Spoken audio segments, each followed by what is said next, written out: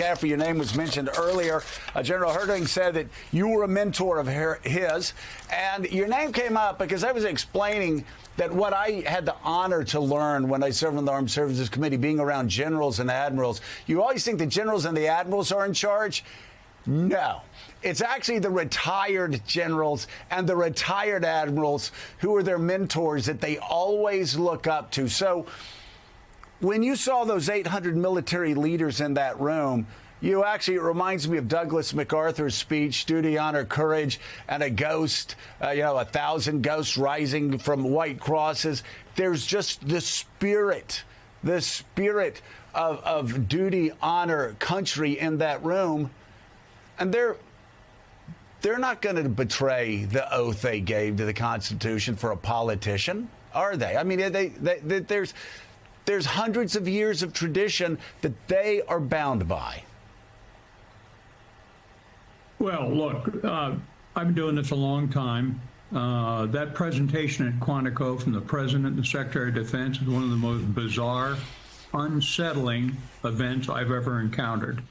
The President sounded incoherent, exhausted, rabidly partisan, at times stupid, meandering, couldn't hold a thought together.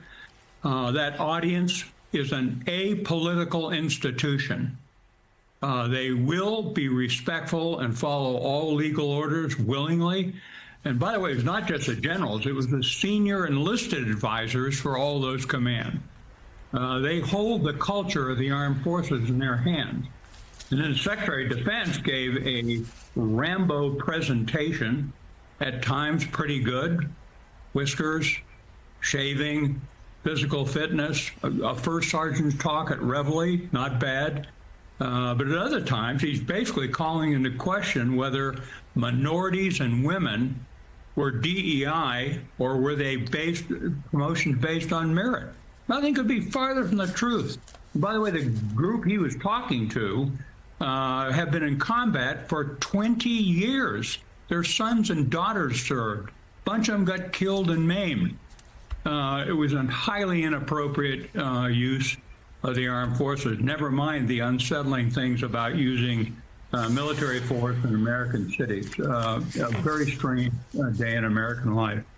So Claire McCaskill, General McCaffrey really bit his tongue there in his thoughts about the president's speech. But let's get you in particular to zero in on where he ended, which is this idea of using American cities as, quote, training grounds for the U.S. military, potentially previewing further and further deployments of American soldiers on American streets.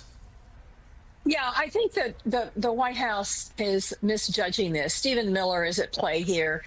The visuals of law enforcement officers from the federal government marching around in soldiers' get-ups with full kits and helmets and long rifles and combat weapons around a peaceful American city, that visual is jarring to most Americans, and they don't like it. And they will not like it. And it is wrong to use Americans' military. And I think the overriding theme here, if I can just tee off what General McCaffrey mentioned, the overall theme here is disrespect for the military. Because when Donald Trump said some of those things, and then when Hegseth said some of those things, to the best we have in this country, the very best, men and very few women, thanks to Pete Hegseth, that were sitting there represent courage and integrity and honor and the leadership that they provide to Americans' military. It was disrespectful to talk to them that way. It was disrespectful to the military tradition, the proud military tradition in this country. It is disrespectful to send law enforcement into American cities that aren't trained to do law enforcement, and frankly, it's illegal to do law enforcement.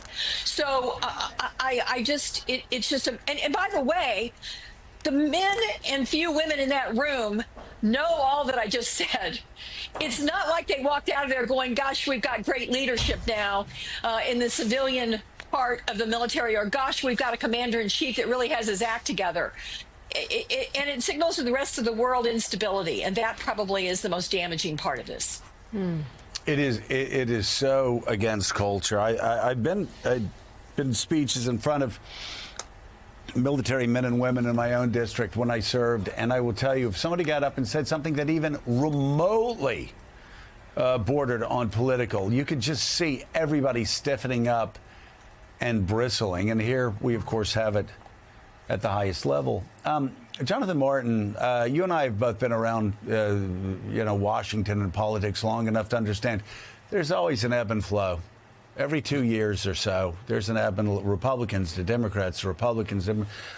I just can't help but watch all of the things happening. And watching, Elon Musk and his chainsaw, and, a president of the United States ordering his attorney general publicly to arrest his political enemies and to hurry up. President of the United States telling his generals that he wanted to use the military against Americans and use American cities as training grounds. Yeah. $1 trillion in cuts to health care, $1 trillion in tax cuts for the richest Americans. I look at these, all of them, and I just think, where are the Republicans saying, hey, guys, women, we need to bring this back in between the guardrails here, because there is going to be a wicked political backlash at the polls.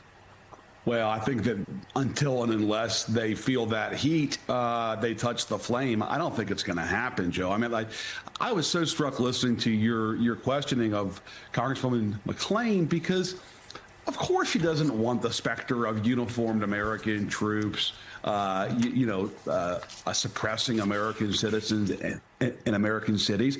But like so many of her colleagues, she's handcuffed to whatever the Trump line is on a given day. And every day, the job is rationalizing, averting your gaze from downplaying or just changing the subject from something that's totally aberrant and out of step with the American tradition that your president just said. Lisa McClain wasn't calling for the National Guard in American cities 3 years ago, 5 years ago, 7 years ago. She's doing it because that's what Trump wants in this moment. And that's the entire project now. Joe, you asked, when does it stop? I just don't think it's going to change until and unless Trump's numbers come down considerably. He falls into the 30s, perhaps, and they face real political backlash at the polls. But if that doesn't happen, I don't see them saying when. General McCaffrey, we'll close on you. I'm just wondering what you're hearing from your colleagues in the military, and moving forward, what you're most concerned about and what citizens can do. Well, look, one thing must be said. The National Guard, 430,000 troops, is a national treasure. When there's a disaster, they'll be there. They're our friends and neighbors. They're well equipped, they're disciplined, they're responsive.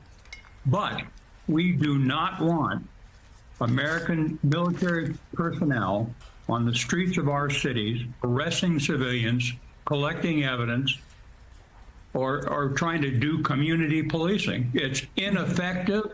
It's against American values. It's an outrage, and we need to stand up and say that categorically. Retired 4-star Army General Barry McCaffrey, thank you very much.